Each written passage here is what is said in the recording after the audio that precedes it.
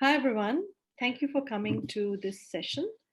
And before we begin, we might want to do some real quick intros. I'll start with myself and I'll start with acknowledging where I am. I'm Ruchira Talukdar. I've been in the environment movement in India and Australia for 15 years plus, and the session today actually is a long journey for me in terms of absorbing and understanding critical differences across the global north and south in environmental activism, and then kind of thinking about how they can be bridged. So I feel quite like I feel it's kind of a point in a very long journey, and the conversations I want to have with you are very much about my own experiences and then relate to yours. I'm Melbourne based on the land of the Wurundjeri people of the Greater Kulin Nation, and acknowledge that sovereignty was never ceded. It always will be Aboriginal land. However, at the moment, I'm back home in India, in Kolkata, which is where I'm calling from. So I'm just going to kind of pass on maybe to Isabel, just a quick intro where you're from and what's your involvement in the Greens or any other movement, just for us to get a sense of what's coming into the space. Hi, I'm Isabella Tripp and I'm coming from the land of Wajak people in Perth, Western Australia. My background is conservation and land management, but I am about to go to TAFE to study environmental science. I am a member of the Perth Greens, or the West Australian Greens, and I do a lot of volunteering for them and a little bit of volunteering for 350.org in Perth too. Pretty much my quick summary. I can pass on to Leon if that's easy. G'day folks, Leon Zebegas. I'm a member of the Darebin Greens in Melbourne. I've been a Greens member for 6 years, but a supporter for at least 2007. I'm an active unionist. I'm a member of the CFMEU. I agitate wherever I go. I even agitate within my own branch in terms of trying to get our branch to include more of the community around us on local and border issues. And that in itself is a little tough task because we're not used to self-criticism and trying to talk to other people that have, some negative things to say about us. So we don't debate. So I try to intersect with a variety of people outside of our own branch. You want to pass on to someone? Oh, okay. Vasa Yajman. I heard her speak before. She was really good. Thank you. Hi. I've just put my little intro in the chat if you can't hear me, but I'll go quick here, I guess. My name is Varsha. I'm on the land of the Darug and Guringai people. I am a paralegal at Equity Generation Lawyers, which does climate change litigation, and I also work with Ruchira at Satna as a coordinator. And I'm also an ex-school striker, so kind of started in that space with School Strike for Climate. And yeah, I'm just trying to work on the intersectional and justice side of climate change now. You want to pass on to, let's go to Tanya next. Thank you very much. Thank you.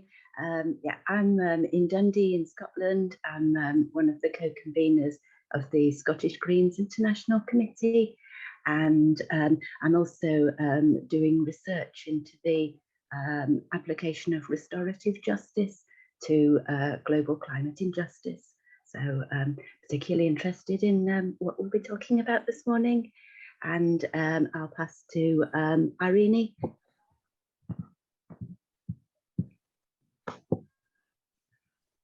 Sorry, Irene is one of our interpreters.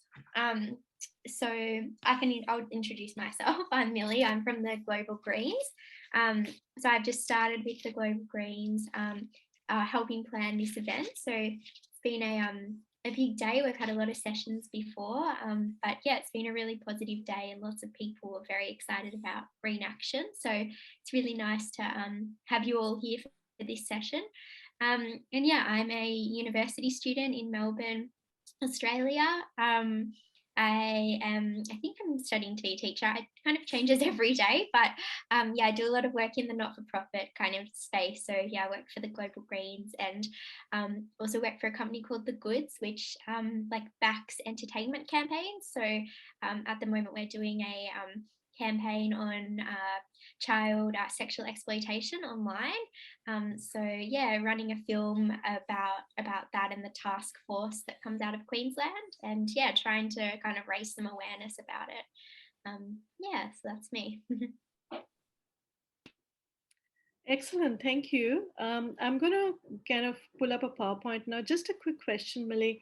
When I have the PowerPoint on, will I be able to, is it going to take up the whole screen, or will I be able to see people on the side as well?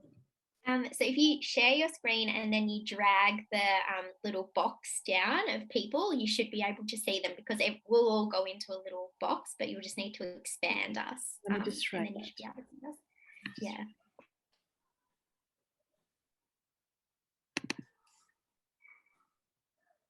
Okay, yeah, I do. But I first have to, 1 second, maximize the screen and then.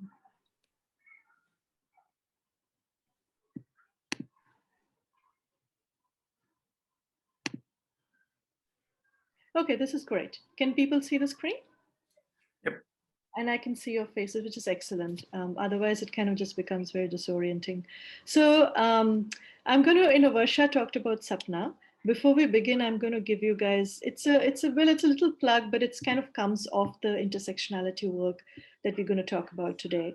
So I'm going to kind of really quickly describe our organization. So entirely during this period of lockdown that we've had over the last 2 years, some of us in Australia, South Asians, intergenerational, consisting of ex-school strikers like Varsha, myself, who's been around kind of a while, and others came together to form this group, this project. And then we got some funding, we started doing some work. So Sapna means a dream, a vision in many South Asian languages. Sapna, South Asian Climate Solidarity, actually aims to create intersectionality between activisms in the global north and south, specifically looking at Australia and India. So that's our intention. And the illustrations we have today are by my colleague and friend and co-Sapna founder, Jess Harwood, who is a much loved illustrator in Australia. She's not been able to make it today, but all the illustrations are hers. So some of the diagrams that explain some key concepts we're going to talk about today are kind of like we conceptualize them. Some of them come of my doctoral thesis, which I'll talk about, and she kind of illustrated them. So I'm going to just really quickly run through some illustrated slides, and then we're going to get to the first section. And if it's okay for people, because of trying to get this set up right, we started 15 minutes late. So if it's okay if we go 10 minutes longer, thank you so much.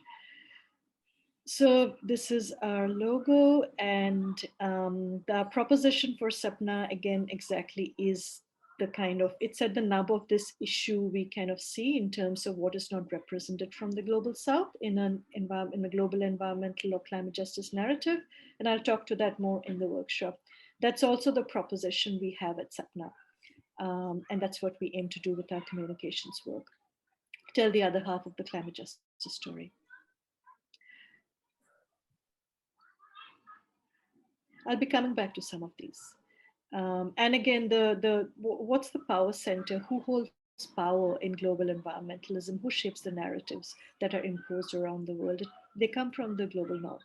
And then again, in terms of thinking of solidarity, what does solidarity then entail for the global south? These are some of the questions we ask at Sapna. And we try to address them through kind of various kinds of communications work. We're only starting off. I'm going to bring examples into the workshop. So this is us. This is Varsha, myself, and others. We're trying to do some of this work in the middle of other things. We're going to come to the false climate solutions and real solutions right at the very end in our solidarity segment. Just want to ask Irene if this is okay, or should I, with the pace at which I'm talking, if that's okay for translation. That's good, Richie. she'll be in the translation, the interpretation channel, so she might not catch you, but I think that's a perfect pace. Okay, great. So I'm going to come back to these illustrations again. Okay, so the idea of this session really is to have some fun and get some conceptual tools kind of, that we can play with. All of you come with experience working in the green activism space. So you bring to this your own understanding. What I want to do, and I just want to kind of reflect that I have had like a decade and a half of journey, and that's really helped me understand some of the fundamental things that go on in terms of trying to understand different societies and their activisms. So from that kind of, I wrote a thesis over the last 4 years where I try to distill down what it might mean to have North versus South intersectionality, looking at Australia and India, and activisms, current activisms, and looking at Australian Indian societies. So what I want to do is kind of play with some concepts. And have participation from you in discussing those concepts. The first segment is about locating ourselves in the global climate movement. Which society are we from? What are our imperatives for action? And is that, like, where is that segment of society located globally? Privileged section of society, not privileged. And I think we can have a lot of fun with this and get some clarity as well. Like, I suppose we already have clarity, but let's try an exercise. So the first thing I do is talk about my own kind of scales of privilege, and also how my own understanding has transformed over time. So, kind of, I come from an Indian society which is multi-layered in itself. I'm not Indigenous. Indigenous Indians are called Adivasis. I'm not Indigenous. I'm a privileged Indian, but at the same time, coming from the global South, with the history of colonization, I have a different context from yourself, kind of born and brought up in Australia. So there are differences in terms of privilege, entitlement, history that we bring already. But when I moved to Australia, I was in a different situation. I was very much partaking of the privileges of a settler colonial society, although I was a migrant from the global South.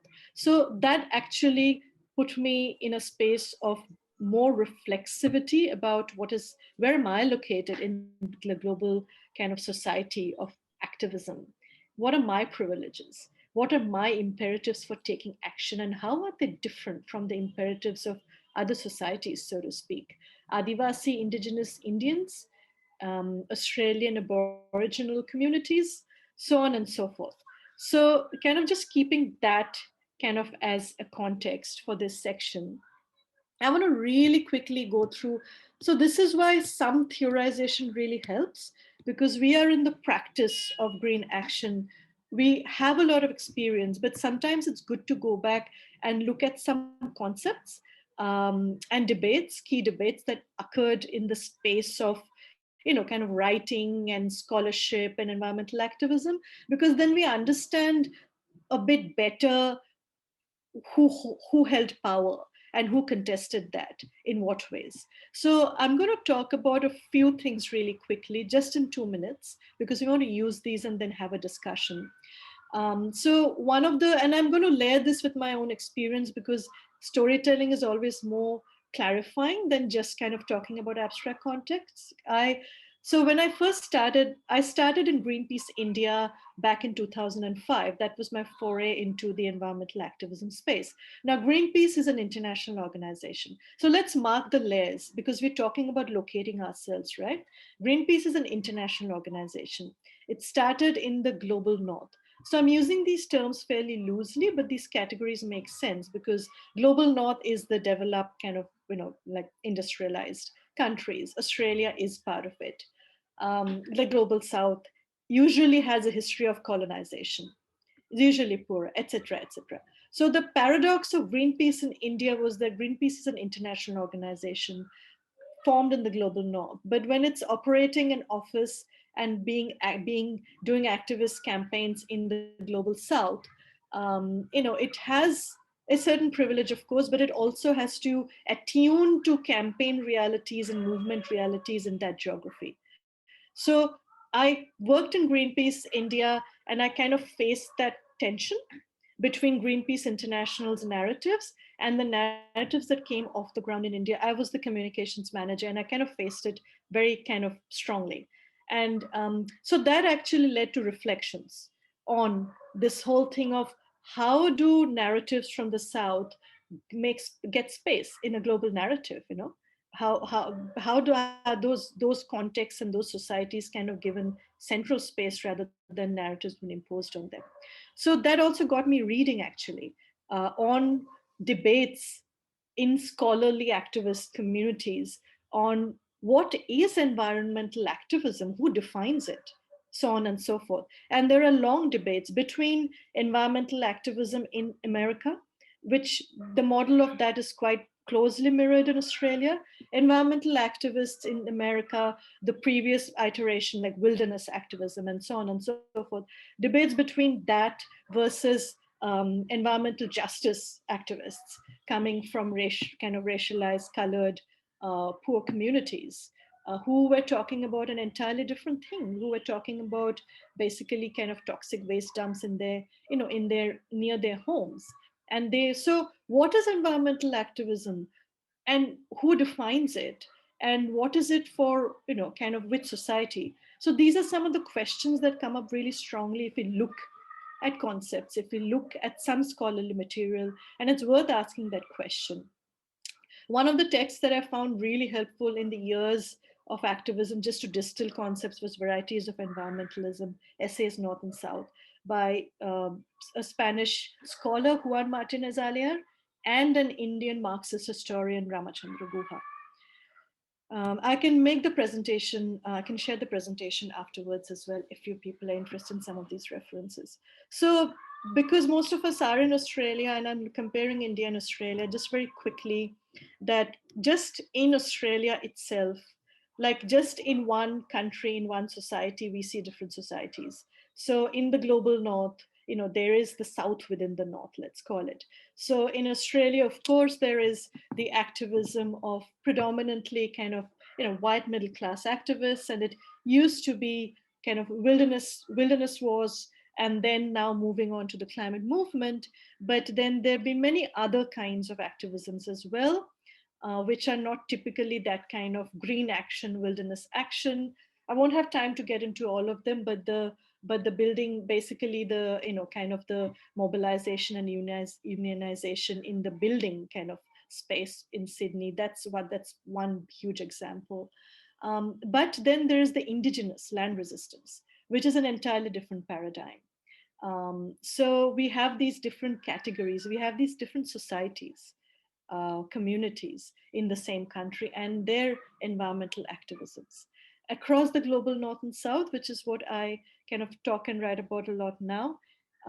They have been variously defined, like Martinez Alier and Ramachandra Guha talk about environmentalism of the rich versus poor, or full-bellied versus empty-bellied. They give various names just to make these classifications very obvious. So, and deep ecology, of course, was started by Arne Naus from one of the Scandinavian countries, but he's a kind of philosopher. And that was taken on very strongly by wilderness activism in the US and Australia, also in Australia. And then the equivalent of that from the global south, again, scholars contest that, oh, we follow shallow ecology because it's about people's survival. So now let's kind of come to this kind of section where it'd be great for all of us. I'm just going to stop sharing screen for a second. Sorry. Why can't I think what I want to do, I'm just going to put these questions in here. What I want us to do is basically think about, let's take 10 minutes for this. I want to basically think about okay, so what society do I come from? You know, which segment of society do I come from? And what is my imperative for action? You know, so this imperative thing is something we're going to look at in the next segments. You know, like, why do I act on climate change? And how is that different from the imperative of another society or another community to act for climate change? I think I want to have a little bit of a discussion on these. These are the three main questions And I'm just going to put them here in the chat. If anyone wants to go first.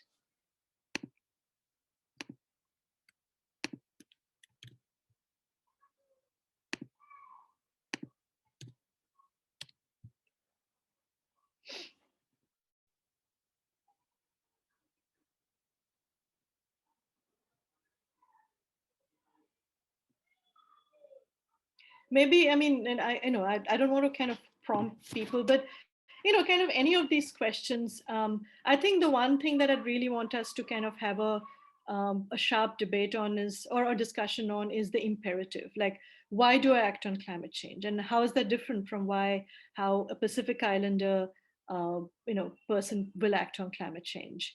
Or a Bangladeshi youth activist might act on climate change. I think these are some of the things I'm trying to drill down into to then think of, or a kind of Indigenous Australian would fight for. So who wants to kind of, Varsha, do you want to kind of, we have had these discussions many times.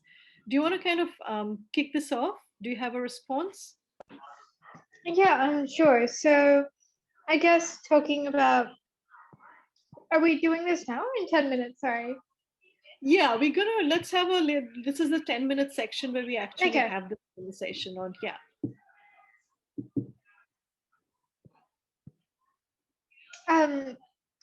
So I guess like locating myself in the society, I have South Asian heritage, so Indian heritage, but I've been born and brought up in Australia.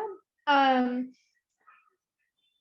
with society, so I guess in that sense, honestly, like I wouldn't even know. I think a large part of the process has been decolonizing my own knowledge about climate activism and what it is. So trying to figure out where actually participate in that. And I think that's a large part of what I've been doing lately, is trying to understand exactly what climate change and like what climate justice means to me. And for what is that society's imperative to act on climate change, I guess a large part of it is unlearning. It is decolonizing our minds. And for me, that's been the biggest thing, and to understand the intersectionality and the different layers that are part of climate change. So I guess like what climate change means in South Asia, and how we talk about certain things like the Adani mine, and how we focus on people solutions and centering communities at the heart of it, which I'm sure Ruchira will touch on. And I guess what is a relative privilege or lack of that society and activism? Well, I have a lot of privilege being on settler land here. I'm a settler myself, and this was stolen land, so having that privilege to live here. And also, I guess having a supportive network is something that I'm very privileged to have. And being an able-bodied person, I guess the lack of comes from being a person of color, being a woman, those sorts of things. Maybe not being like the highest of classes, but again, still like middle class and have all of those things. So yeah, I definitely do have a lot of privilege that comes with it. And also being able to be in spaces like this and having that sort of exposure, I think is a significant privilege.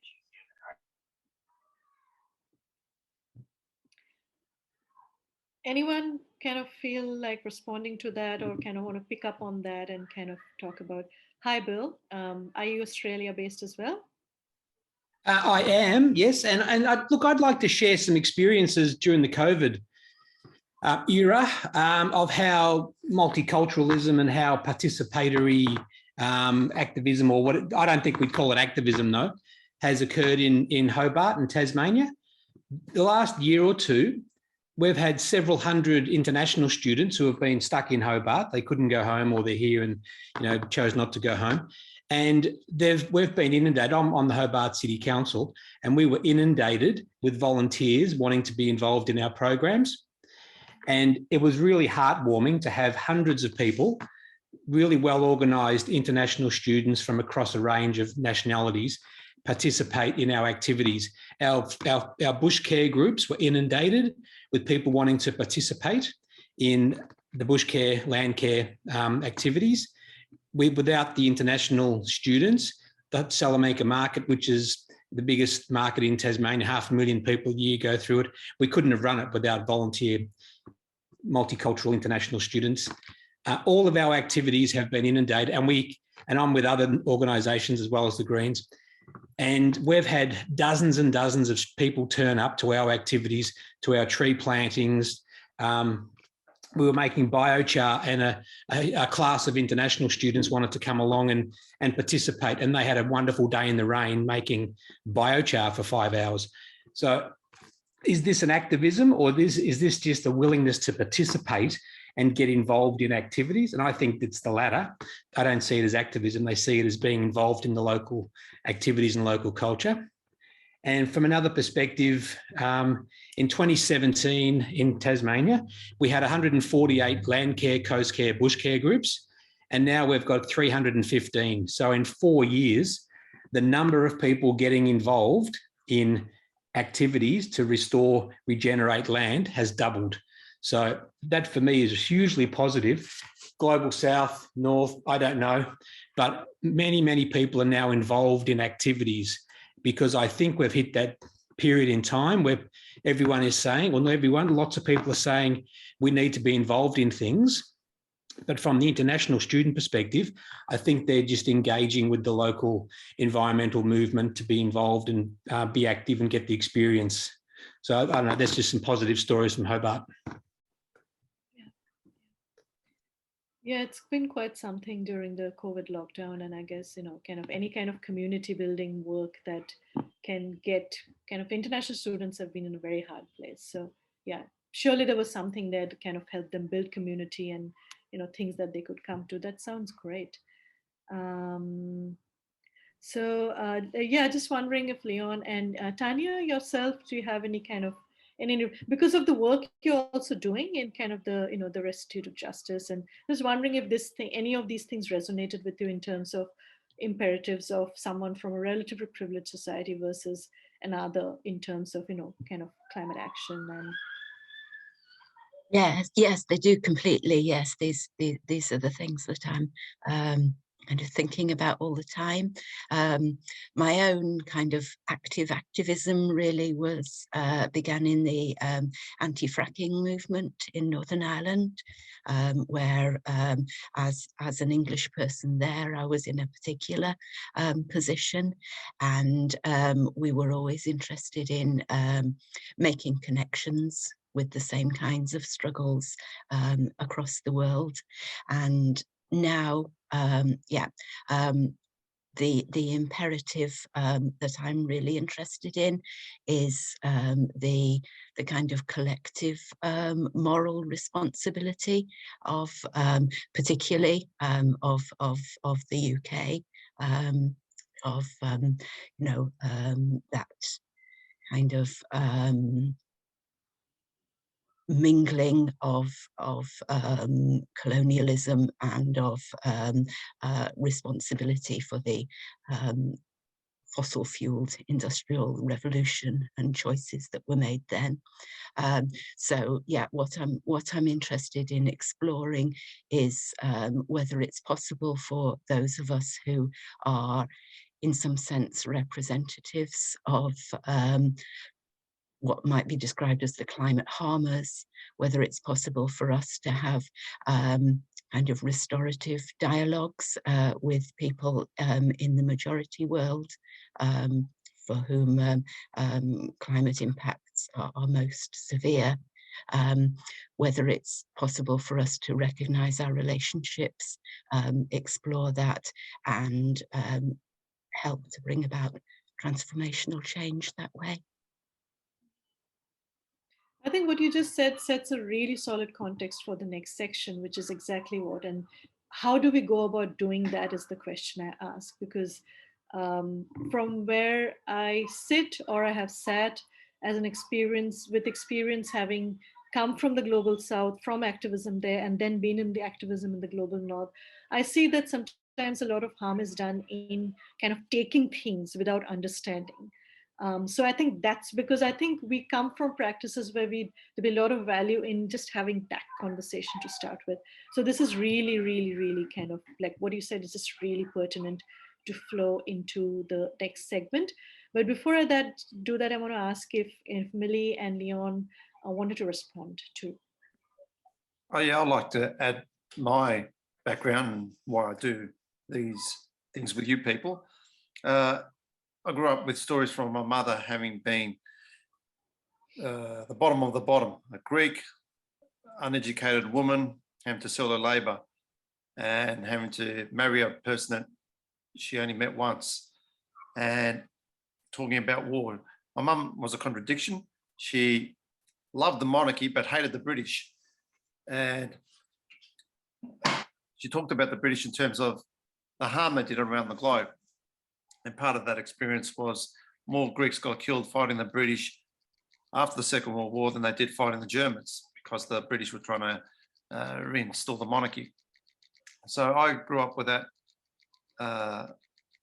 basis as a young kid, and then I became a socialist, class consciousness, and I try to unite with other people around the world, black, white, Asian, whoever they are, because I know that I have more in common with the majority of the people than the privileged people in society. So I try to take that understanding of class in the Greens movement by inviting a variety of people in the branch. And sometimes, funny enough, that's a big ask. Some of our Greens colleagues don't want me or don't want the branch to have guest speakers or have our own views and politics challenged. And I find that part of what Rashiro is talking about, the North and South, because some of us might do a good talk, but we don't do the walk.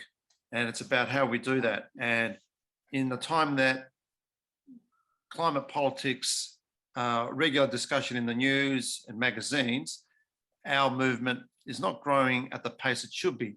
The right-wing movement has grown rapidly, and we've still got soft issues in response. And even this International Greens Forum now, we've left out China, the Ukraine, big picture arguments about how to address big topics.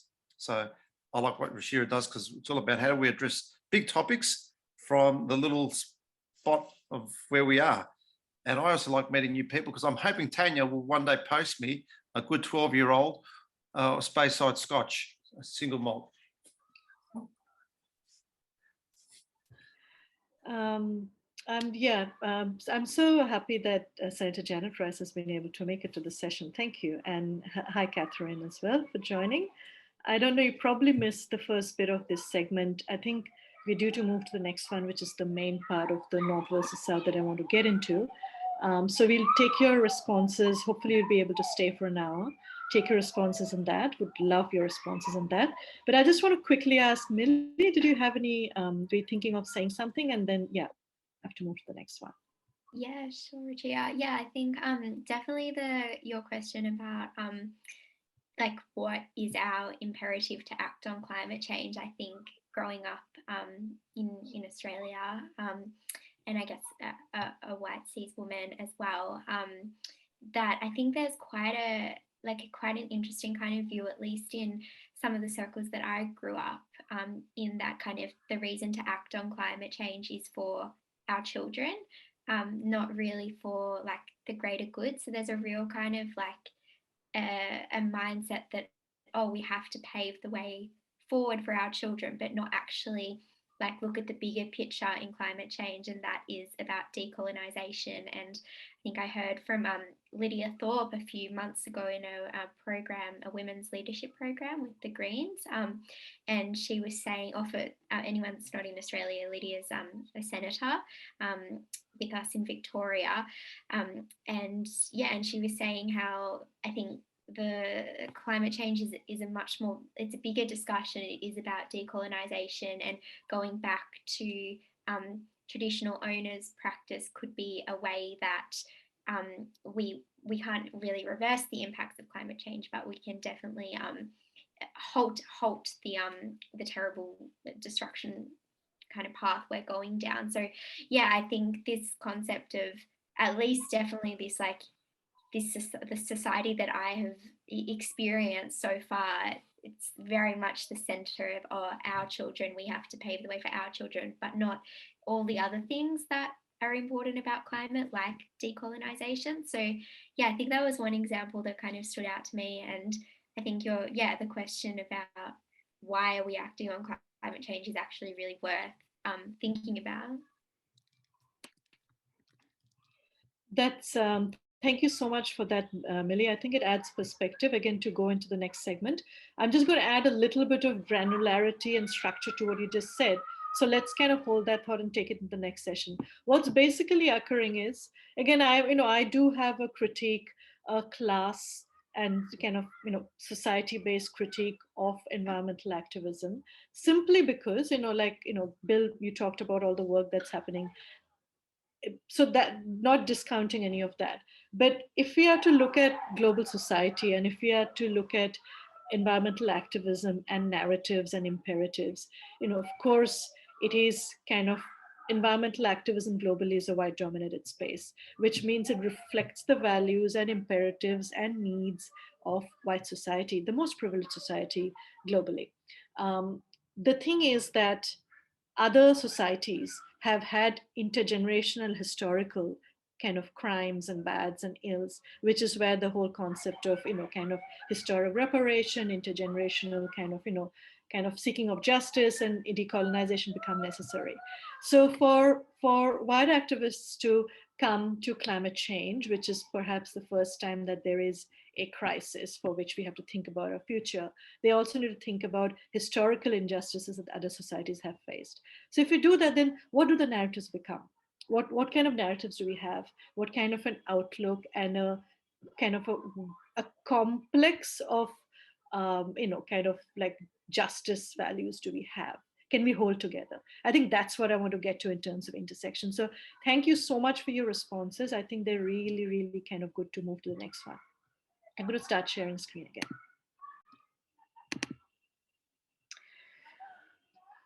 So, what I'm going to do is, so the imperative word is kind of really important. Let's hold on to that, and let's then go to, what I'm going to do is I'm actually going to skip this section because we are kind of running a little behind time.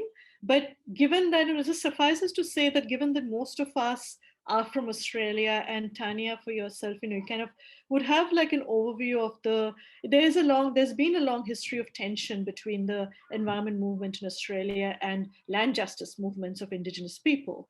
And if we just think about that as two different societies in the same geography, in the same place, how have intersections been made?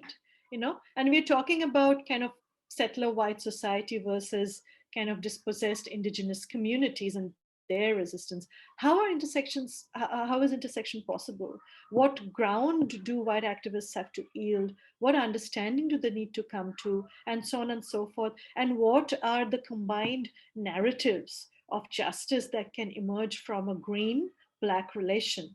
So these are some of the things that kind of, are talked about a lot in the environmental justice space in Australia, which is a very small space compared to the environment justice space in the US. But nevertheless, these dialogues happen, and these conversations happen.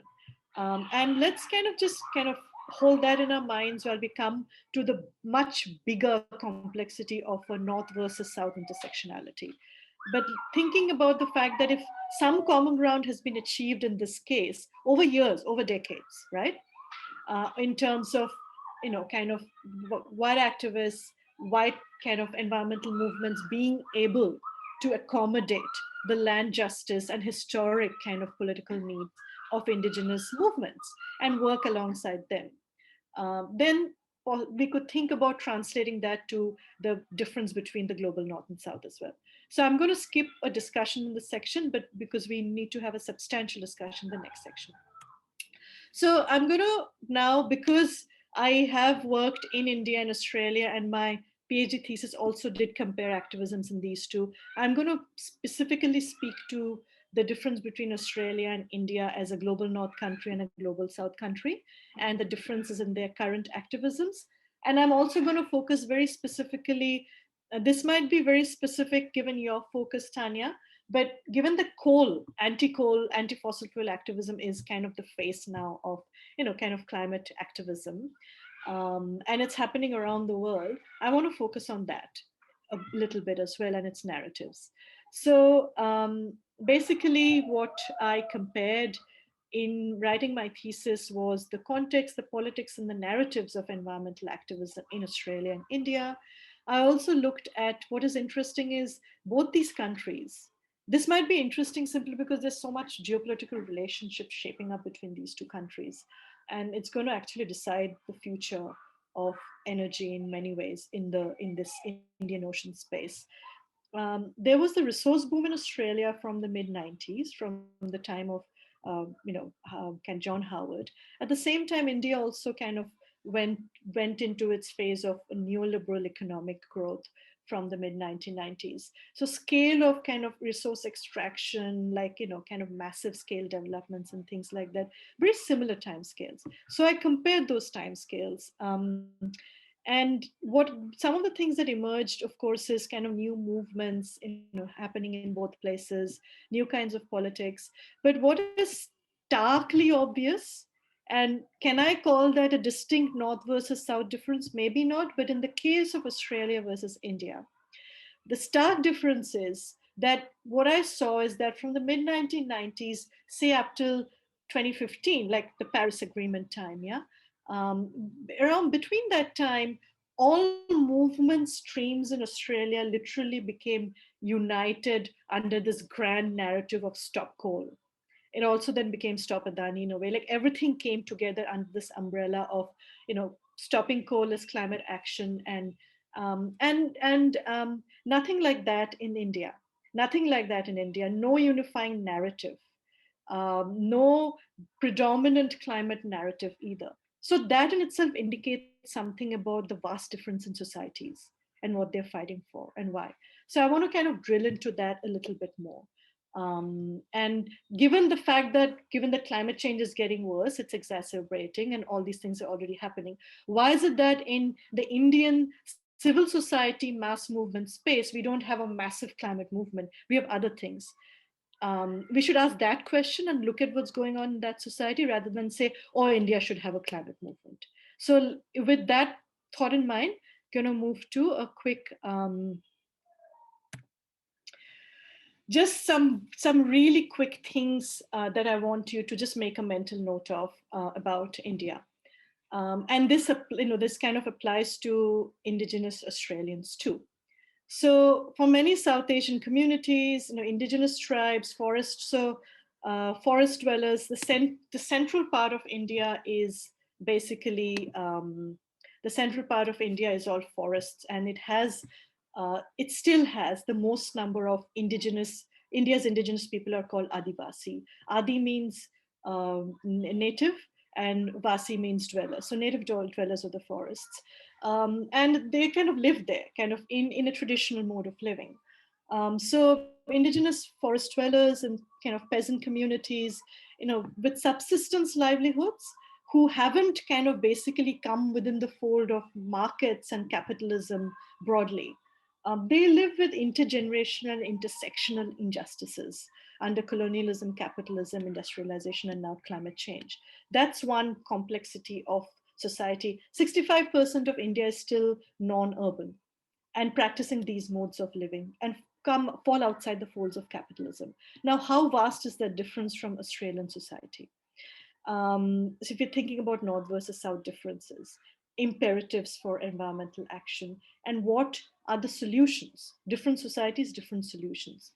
So, and then the other strange complexity is, and this is the complexity I found my Australian peers find really hard to wrap their heads around, but it's a reality that's there for us, that being a post-colonial society, this whole thing of, yes, India has to develop to provide basic developmental needs to people.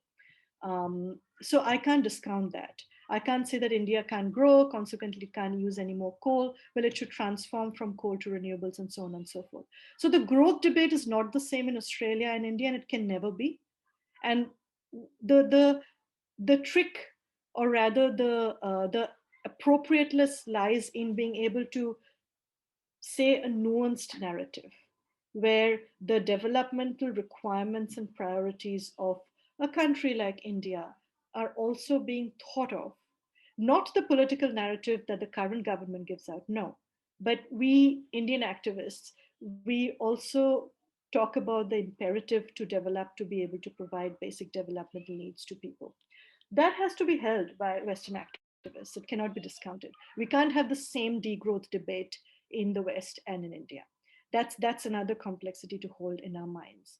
And then again, um, the truth is on the ground that while there is the need to develop, etc., etc., what's happening because of the development is the continuous dispossession of communities that I talked about earlier.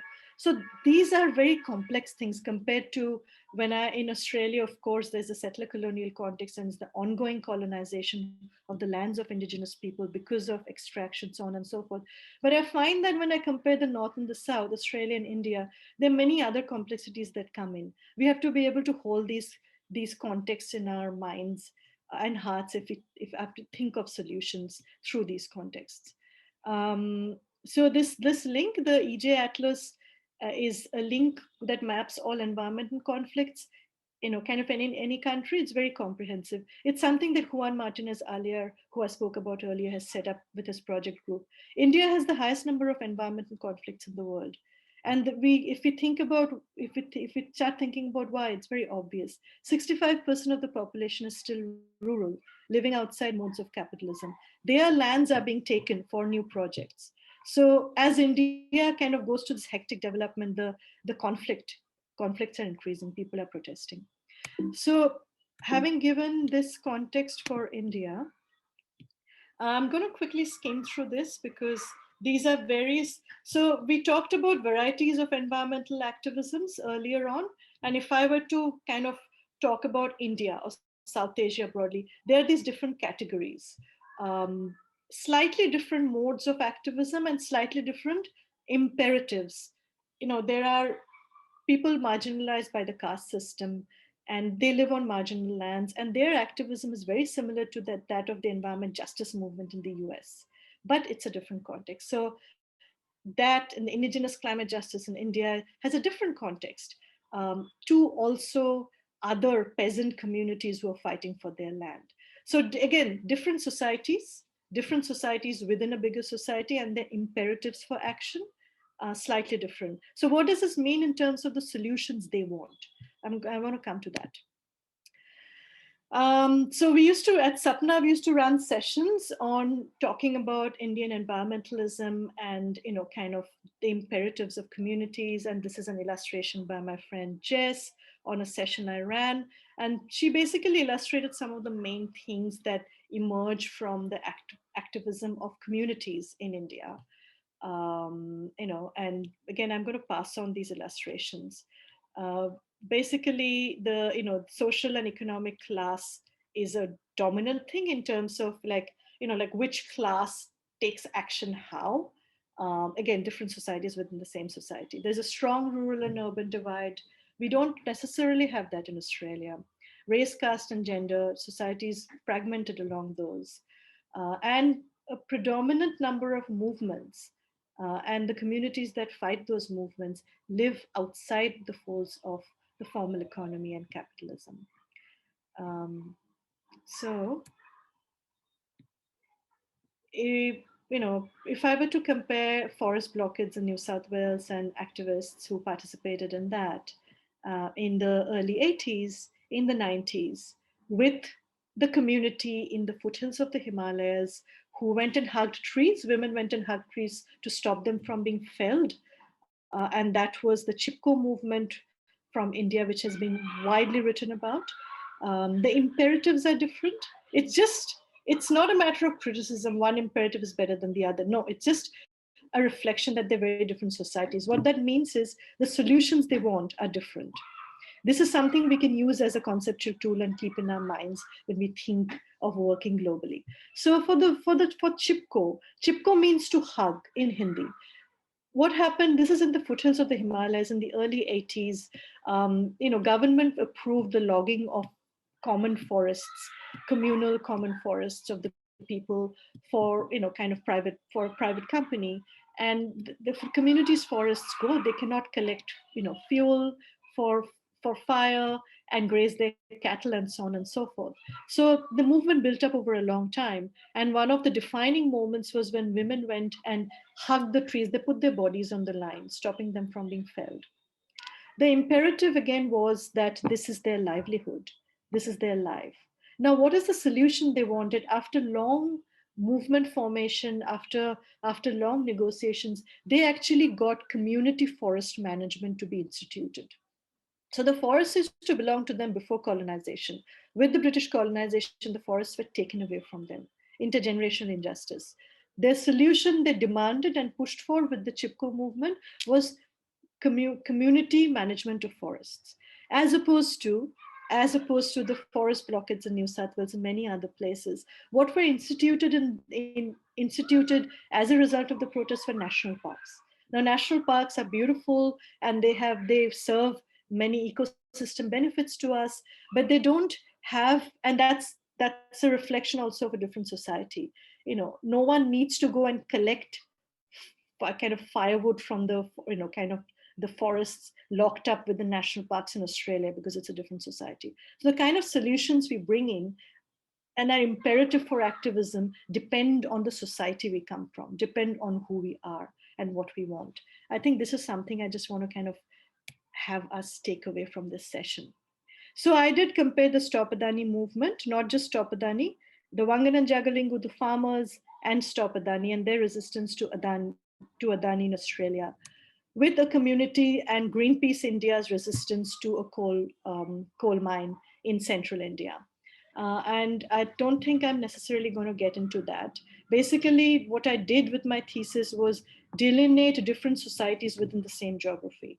Like you have a predominantly white Stopadani movement, you have an indigenous resistance to their land being taken through the Wangan and Jagalingu, and you have farmers historically antagonistic to environmentalists, also fighting for water in the Galilee Basin. Different societies. And in terms of the solutions they want, they're also different, but they did come together under an overall banner to stop the coal mine, the Carmichael coal mine.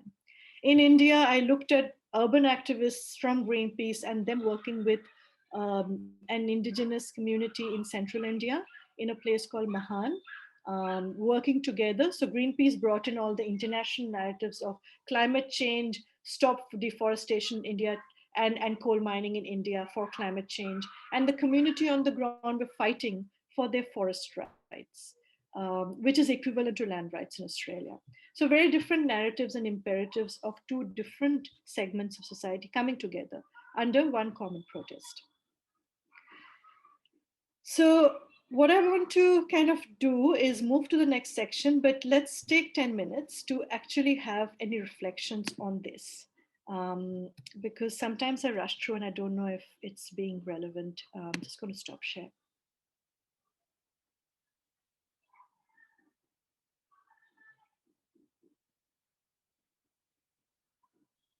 If anyone wants to begin, Leon, I can. There are problems with the Stoppadani narrative. That's almost like a separate discussion, but I think we can bring some in here as well. But I just wanted some responses to this kind of Australia versus India, North versus South thing very quickly before we move to the solidarity intersection part. My personal views are and experience are that many of my friends and neighbours see India as a foreign land and part of the problem or competition, and not in terms of solidarity. They're my immediate neighbours and a lot of people that I know. A lot of people have the fear of competition. Who's going to grab the resources and use them first? You know, for their families or our families or their families. And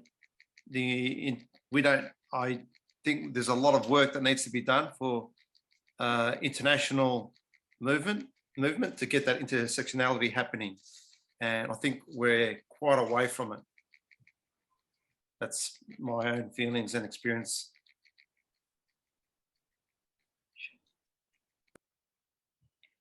Tanya, you were.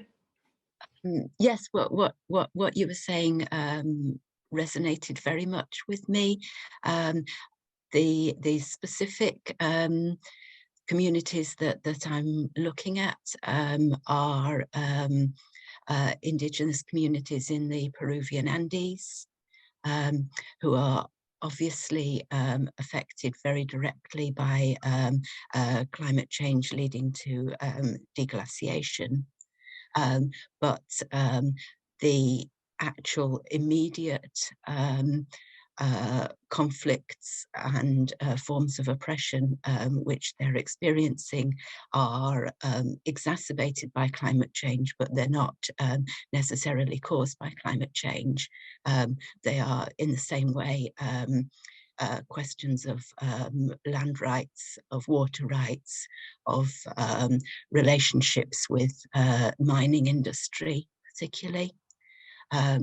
So one of the things that I'm thinking about is the extent to which people in the global north and the minority world have to understand that climate change isn't a standalone issue, that it's the perhaps the intersection of underlying structural inequalities and particular environmental damage. But the kind of urgency and the clarity of climate change perhaps gives us a really useful lens by which, we can begin to explore and understand wider injustices.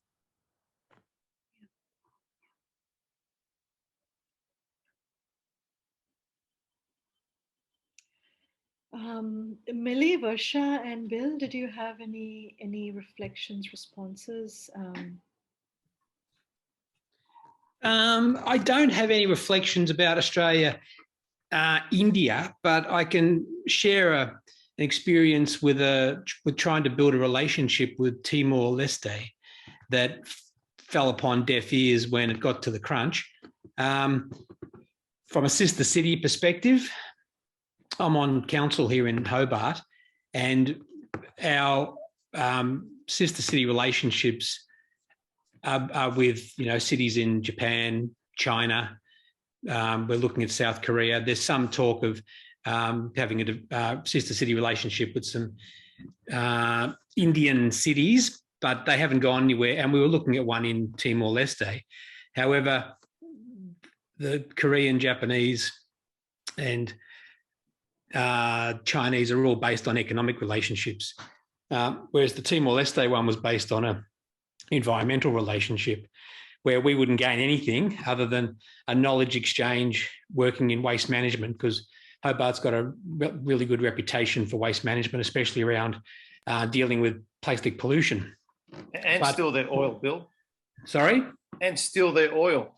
Yeah, well, okay, don't get distracted.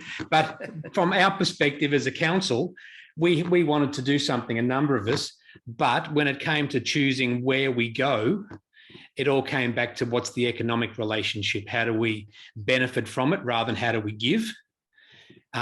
So we still haven't quite broken the ice with, and again, this is a numbers game, sadly. Politics means if you get enough votes, you win. So from my perspective, the reason I'm in politics is because standing outside banging on the window dressed as a polar bear doesn't, which I did for, had organised for 10 years, doesn't work until you're in the room at the table making the decisions. So that's been my ambition for the last 14 years, is to get the numbers, to get people into the room so we can make the bold decisions that need to be made. And we have made a lot of good decisions. But if you don't have people in the room making decisions, standing outside banging on the window doesn't necessarily lead to the change you want. So we didn't get our relationship with Timor-Leste, which was sad, but because we had a lot of connections already. But we'll try again in a few years. So I don't know if that was a contribution or not, or just a story about not having the numbers in a council. Well, it just speaks to very pragmatic and tactical reasons that become challenges in the way of setting up kind of relations and across different places. So, but what it does, it builds a momentum for success later on. And what I've learned over my years is that a short campaign is pointless. It's got to be dedicated. It's got to be ongoing. And as I think Gandhi was attributed as saying, first they laugh at you, then they mock you, then they fight you, and then you win. And that's been my experience of 14 years on a council. Varsha, did you have anything to yeah? Yeah, I mean, I think with building relationships, I guess a lot of it has been doing research and doing that kind of thing. And I realized the importance of that and kind of cultivating any sort of relationship. And I guess why that's important, because I think in my experience in the environment movement, it's generally been kind of go, go, go. So I realized that no matter who you're approaching, there is a level of cultural competency required, I guess. I hope that kind of touches on your question.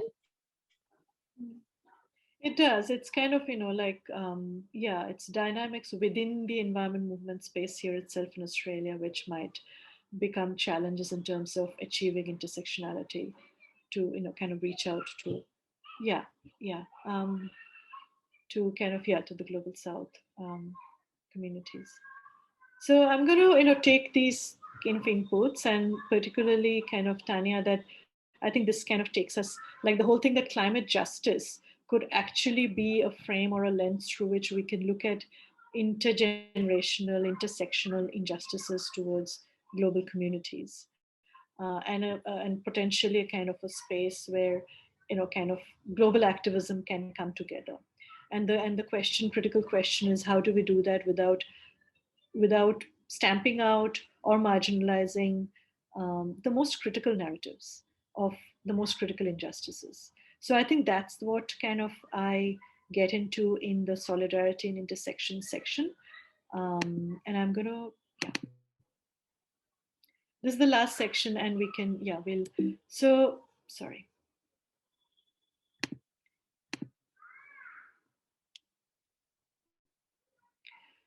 Should I just one sec, false versus real?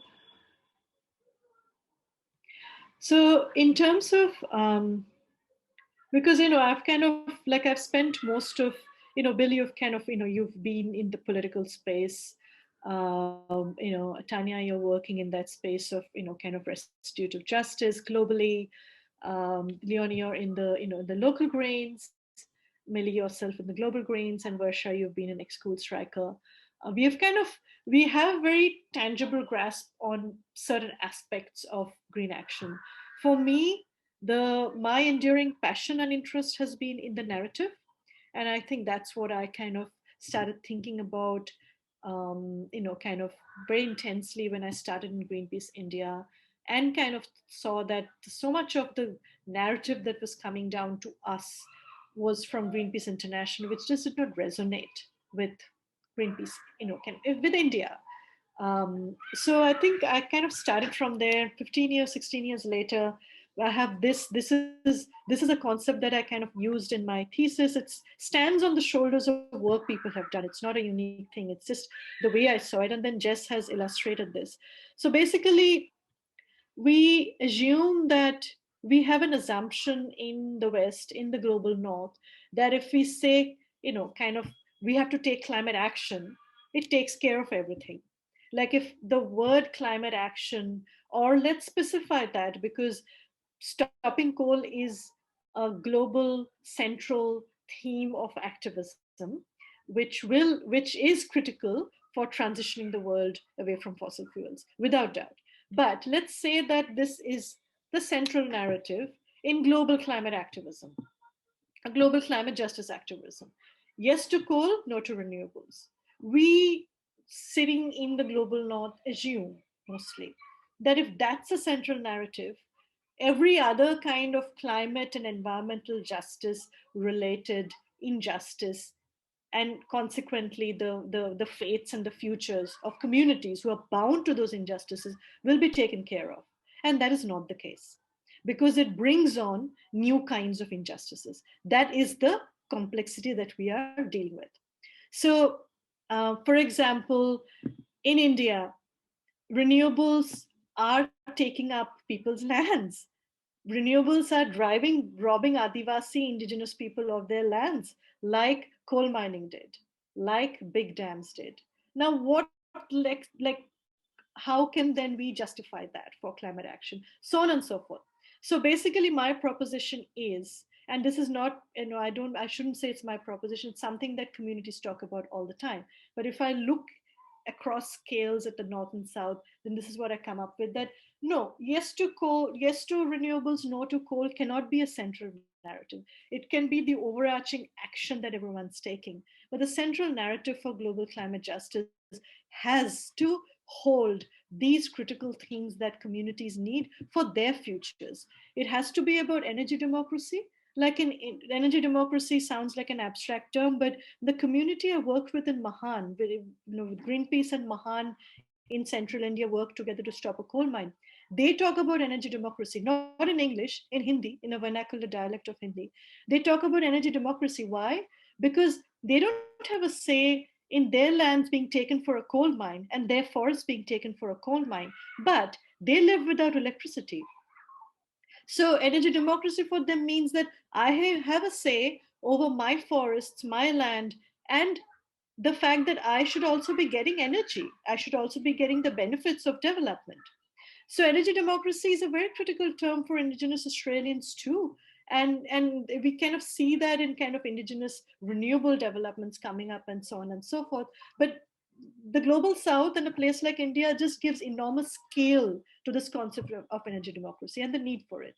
Energy democracy, energy justice, kind of basically though in India today, I can say that. So when I compare the narratives of climate activism in Australia with an overarching narrative today of activism in India, environmental activism, other forms of activism. What comes up very strongly is democracy, preserve democracy, because in India, of course, we live almost under fascism right now. That's another story altogether.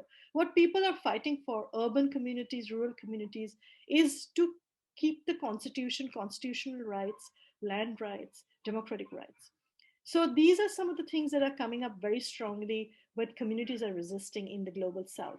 Community consent, we have seen that with the Wangan and Jagalingu, we are seeing that with fracking and coal mining in Australia, indigenous community consent, sovereignty, land rights, livelihood security, and human rights. So if these are central narratives in the global climate justice, they also take us towards a more diverse bouquet of solutions that we need, not just stop coal and start renewables, but they tell us about what kind of renewable development should occur. That human rights, livelihood security, sovereignty, community consent, and energy justice for communities is achieved through decarbonized growth in the world. So this is basically in what I'm calling that invert the narrative. The global action that's needed is to stop fossil fuels, but the global narrative has to be a very nuanced and a very accommodative one. Otherwise, we are actually pushing communities towards deeper injustice, even though we assume we are not. So this is one concept of solidarity. The other one is about false solutions versus, that comes off that false solutions. Then what are false solutions versus what are genuine climate solutions for communities in the global south, also for indigenous communities in the global north, as in the case of Australia. The problem solution narrative is not just about stop coal and start renewables in terms of technology. That's what the global narrative has become very strongly now. The climate solutions again have to have all those values, those things we saw on the previous diagram. That energy, has to empower communities. It has to be decentralized, renewable energy. This is pertinent for the global south very strongly. For communities living mostly outside the folds of capitalism, community and subsistence mode of living, secure the rights of communities. Solutions have to be people centric, and it has to be able to support subsistence communities, because most of the solutions being driven now with a lot of support from big global environmental NGOs giving green ticks to governments in the global south are massive solutions which take up a lot of land, a lot of resources, do an injustice to communities, but they are so-called green solutions. So these are some of the categories I come up with, and we kind of talk about at Satna, and Jess has really kind of helped illustrate them in a way that is very kind of understandable, moving them from abstract kind of thoughts to very concrete things that I wanted to share with you. And lastly, kind of, there is no instant set of things that we can carry as green activists in terms of providing solidarity.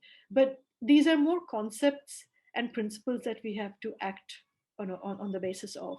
And the solidarity has to be radical kind of solidarity. The narrative, the technocentric narrative of one energy versus the other has to be replaced by a community-centric global justice narrative where the rights and the futures of communities are put at the center. That is decolonization of the narrative of environmentalism, and that would be radical solidarity that can be provided. Our own reflexivity is going to be absolutely critical, and then there are those persistent issues of representation of communities from the South or representation of communities itself. They can't just be talked about for the benefit of our own campaigns. Their problem and their solution, their worlds and their futures in entirety need to be represented and made space for on global platforms. So this is basically kind of in a nutshell what I discuss in the solidarity section. And what I really want right now is for us to have a conversation.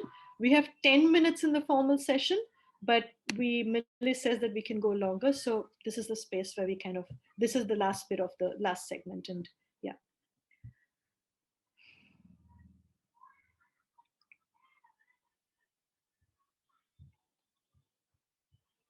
Who would like to start? Tanya, would you like to start with your response? Because I think the overarching narrative of climate justice can really draw everything together, was just the right segue into the section. I just want to hear what based on your work, what you think about this. Yes, I found that infographic that you had about inverting the narrative really, really, really brilliant. I think that exactly encapsulates the issues and the problem. I was thinking back to what Millie was saying earlier about the tendency in the global north to frame climate change as something that's coming in the future and that is going to affect principally future generations, and looking at that only within the context of our own societies. And I think there's something really interesting about whether we think about climate change principally in terms of time or in terms of place. And I think in the global north, we have a very time-focused approach, which makes it really unhelpful for us to acknowledge that there are a lot of things going on at the same time, and to acknowledge the kind of specificity of climate impacts and injustices. And another tendency, I think, of the global north is to talk about climate responsibility as being something common to all of humanity, as though it's some kind of original sin that was bound to happen because humans are so useless, rather than actually identifying the really awkward and uncomfortable historical realities. So yeah, I don't know whether that's taking it any further, but I really recognise your analysis there, and I think it's really useful and helpful. I suppose just one final thing. I think one thing that we have to do in the global north, and we mustn't kind of put the burden of doing this on people in the global south, is to find ways to kind of mainstream this sort of understanding without overwhelming people so much that they feel, you know, our responsibility, our guilt is so heavy that there's nothing we can do. You know, they have to get that balance between acknowledging the responsibility, but also being able to act. Yeah. Rashida, I actually like your pictorial. It described exactly what I'm going through with my community. I'm with Darebin Council, and our council just signed a VECO agreement, and everyone's patting themselves on the back saying how fantastic this VECO agreement is, where 46 councils are going to have their electricity carbon neutral. And I participated in all the community forums about zero emissions. And in the end, they just signed a contract where it was with AGL and the Queensland government that bought solar farms from a big corporation that sold them. And we're carbon zero. And at the same time, they ignored talking about other councils where they built their own local infrastructure. They kept it locally for the community, paying itself off without paying dividends to shareholders. So even locally, our own arrogance is not looking at the big picture of democratizing energy and just getting caught up in the corporatization of green energy. And to this day, our council won't even talk or provide figures on the auditing on how they know whether these wind farms are generating enough electricity to provide the 46 councils, while at the same time selling or trying to get new customers to buy this green energy on the same wind farms. So it's, to me, unaudited, no real measures, and we're backslapping ourselves for just signing a contract.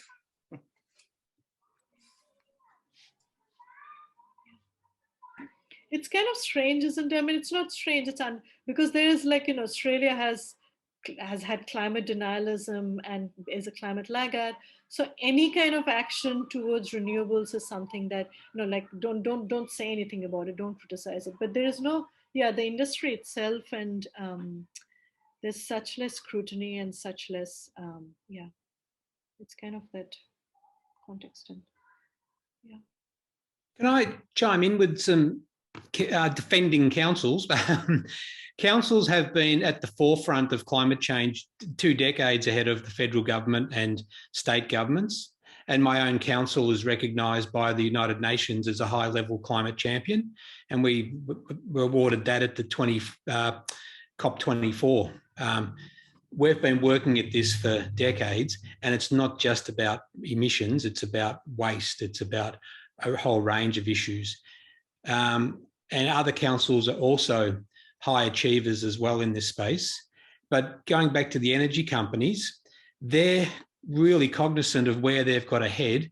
And I know for a fact, because I'm on the panel of a energy company, I'm on a reset committee, which is we ensure that the prices are set at a fair price. And I get to see a lot of information about where we're heading. And there's constant talk about what the future of energy is, and community-driven energy, peer-to-peer energy. So we're set, that systems will be established so that we can trade energy between houses, so that we can trade energy as a collective. So there's a whole range of things that will occur in the future because the energy market is so dynamic.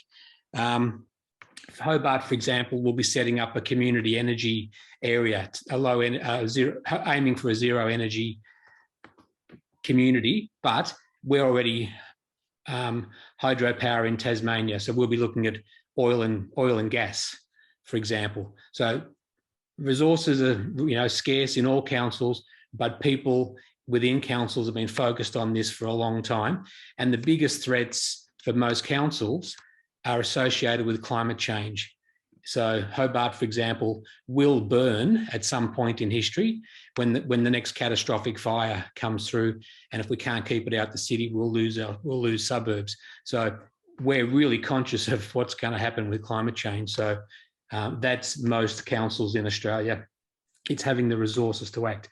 And what our connections are with other councils around the world, we do have sister cities.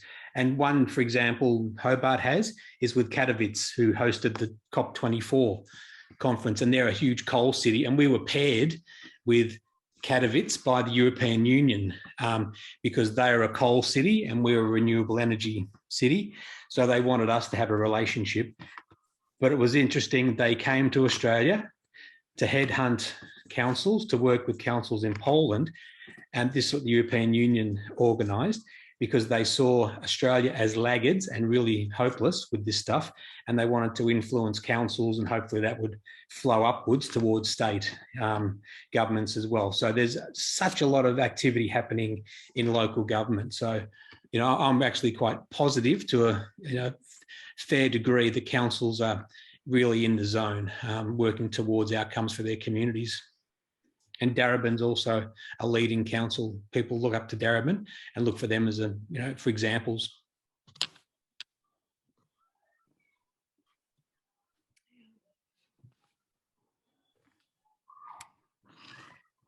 Millie and Varsha, did you have any, anything you'd like to share?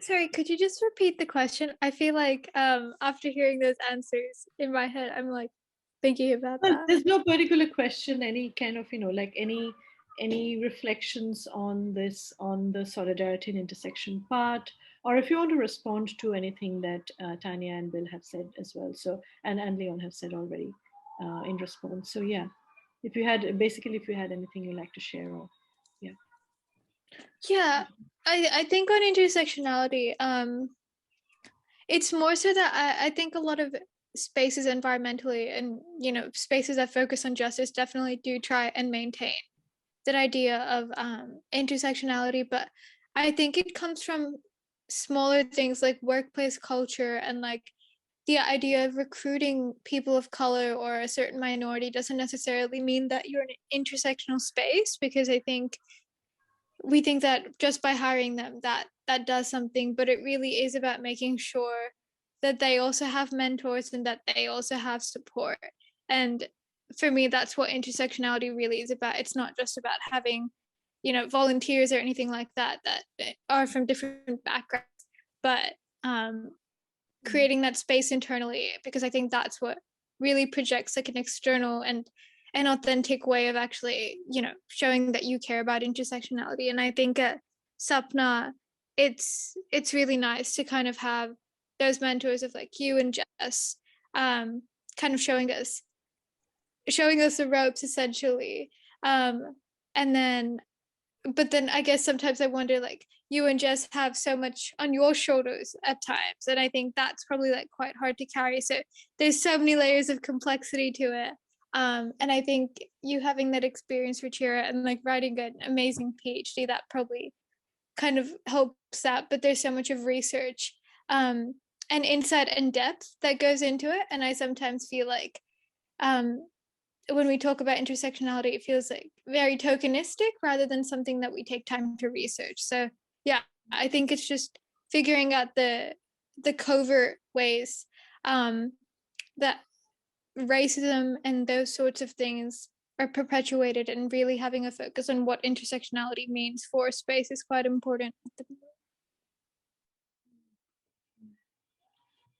Well, thanks, Varsha, for making the case for, and kind of green activists to actually research and read and write as well, because I do think it helps to kind of just understand the space we are operating in, because we kind of in the the hurry-burry, whatever is out there of work, we often gloss over a lot of things and stuff. I think research, reading, reflection kind of it's just good to unpack layers and things like that. So yes to that, I would say. Yeah, more of that. Millie, did you have any responses? Yeah, I think what Varsha was saying pricked up my memory to a session I attended earlier today, run by the Victorian Multicultural Greens. And there was a very similar example, and I obviously can't like retell someone else's story, so I won't do it justice, but Minhu, the facilitator, was sharing a story of how she was approached to run for local council, and the reason was, again, like what Varsha was saying, that just because you ask someone to participate doesn't mean that like you're building that kind of like multicultural space. It's more than that. It's more than just asking a question. So she gave a really interesting example in her session of when she was approached by her local Greens group to run for Parliament, and she just felt that maybe the ask wasn't quite not right, not that it wasn't right, but it came from a different place to what I guess she was expecting. And again, I obviously can't do justice to her story, but it just, when Varsha was talking about inclusion, I think it's more than maybe just asking the question. It's about like deeply feeling that you want to include someone, but include someone for all the reasons. And I think that's what Minhu was saying. When you ask someone to run for local government, you're asking them for several reasons, not just for kind of the I think the reason Minhu gave was they wanted the branch to be more inclusive, and that didn't kind of resonate with her, and it didn't feel kind of right. So I think inclusion is a very kind of complex issue to understand, and I think the best way is through listening and learning. And I think again that's where Varsha's point is so important, about the importance of research and academics like yourself and Jess, who are providing us with information in this space, because I think we've got a lot of learning to do.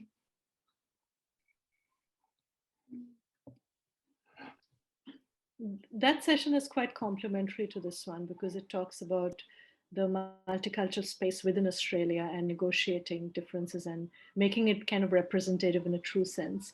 And I then talk about the political connections across the North and South. It felt like it really complemented both of your sessions. Really complemented. And I suppose like the culturally inclusive workshop is I suppose more about, I guess, like the concrete examples at grassroots kind of party level. It was a lot of like sharing stories of when people have been involved, and then I think your research and experience on the global North South is like so complementary to it. So it's great that we were able to hear both, and if anyone missed it, I definitely recommend watching the other session when it goes up on YouTube, and vice versa, because it's like you said, it's so complementary. I'm just curious, thinking about this, Bill, what you said first. So, okay, by the way, if people are like, we can, like, the conversation has kind of formally, in a way, come to a close, I guess. Millie said it's okay if we stayed 15 minutes longer. So maybe till, what time is it right now? I'm looking at India time, kind of another maybe 5-10 minutes if people wanted to stay, if you wanted to. I'm happy to be there. And I know it's late in Australia. It just kind of brings me back to, kind of, Bill, what you were saying in the beginning about so many international students joined kind of those actions in Hobart. And, like this kind of actually does feed into this space more about like, why don't people of color participate as much in the, why is it a white environmental space? And there are historically many reasons and things, but it's worth kind of also saying why so many international students kind of flocked to particular actions. Like, what is it that, kind of what's relevant for them, as opposed to before when you probably wouldn't have had, kind of international color, students of color participating in environmental action. It's kind of worth seeing those things, because this is again, I speak from experiences as a person of color working in the environment space in Australia. I find that my Australian peers, kind of white peers, are like, okay, we are doing these actions and will you come to it? There also has to be a reflexivity about, because it's just not about an action being relevant to someone who's equally environmentally inclined. There's something about a cultural relevance, a social relevance. There's so many factors that actually come to play. So it's kind of useful to test these things along the way. Like, okay, why did so many international students come to this? Was it because of lockdown and trying to find community? Was there something relevant for them which hasn't occurred? We have done something differently, and that's how we create some knowledge, and we kind of move forward towards creating more inclusive spaces. And it's a good awareness to kind of grow, because I find that my peers are very, very, very absolutely brilliantly committed to, let's get more people in, without reflexivity about what is it that, kind of people of color would be attracted to participate in a wide environmental space. So it just something I thought about. Yeah. I don't think these students saw this as activism or an action as such. They saw this as really good things to do, and to engage with the community, and to be have a positive outcome. And there was no talk of politics. There was just genuine engagement. And I've taught. I hate to say I all the time, but I was inspired by my lecturers, and I ended up doing education for sustainability. And I didn't say anything. Students just came along, had a great time, enjoyed the environment, and were inquisitive about things. And when you get to see the giant trees in the sticks, 80-metre tall trees, and visit the activists who climb those, who have been living in those trees, then suddenly the ecological impulse, is suddenly activated. So people become activists through their exposure to things. And that's when they start to think. And that happened with quite a number of Japanese people, who then went on to work with Greenpeace. So it's about bringing people in for whatever reason, and that's where they get the opportunity to switch on to, what's going on in the world.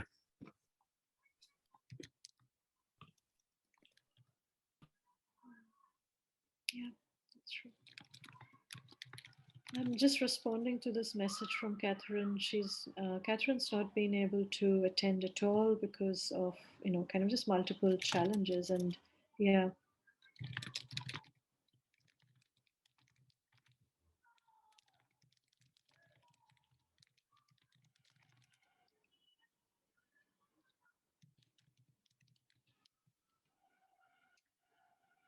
So any kind of, I don't know how many, Millie, how many people were there in the webinar who kind of didn't get a chance to respond or say anything at all, because they...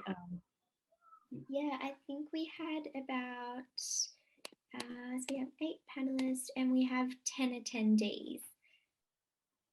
Okay. So quite a few. I'll definitely share the PowerPoint around, and if there were any other questions and if people were happy to post in chat, we could look at those as well. I can do another. But otherwise, I guess we are, kind of, I thank you for, it was very satisfying for me, and I hope it was relevant for you, kind of, yeah. Okay, we have Boom Yalag who's come on now.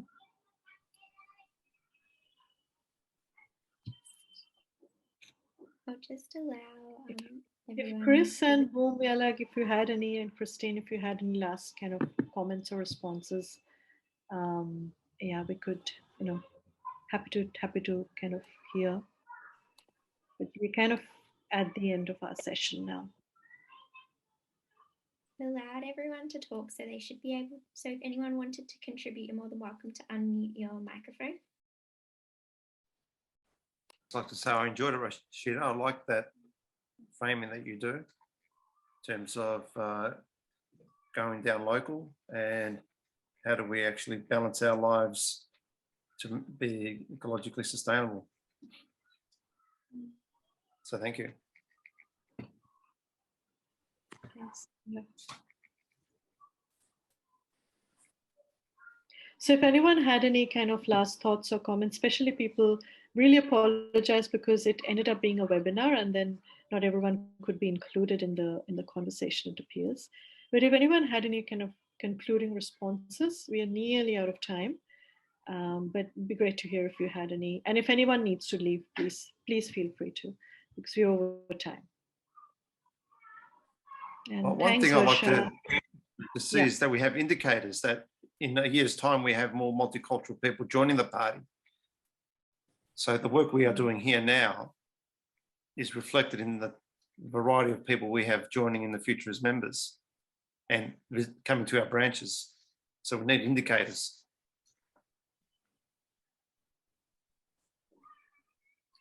Yeah, that, and also I think kind of some inside research and awareness also in terms of, kind of both increasing diversity, but also kind of with intersectionality. I think we are very under-researched and under, we just, in the things we work with in activism are very kind of technological. They're not sociological. They don't come off social basis at all. I think it'd be good to actually have social material in our activism space. Yep. Can I just say, can you hear me? Can you be a little louder? We can barely hear you. Okay, sorry.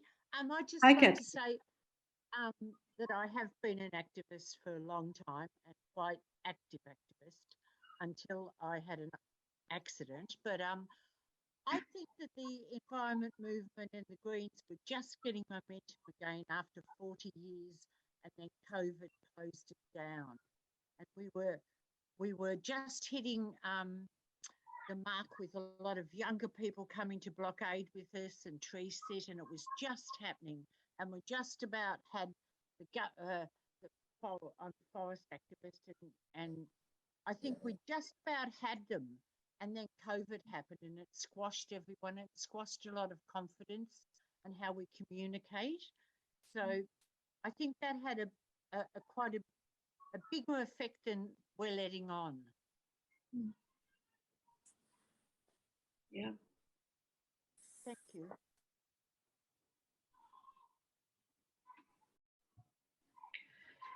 Anybody else had any comments or last responses, or otherwise we might be good to go for now?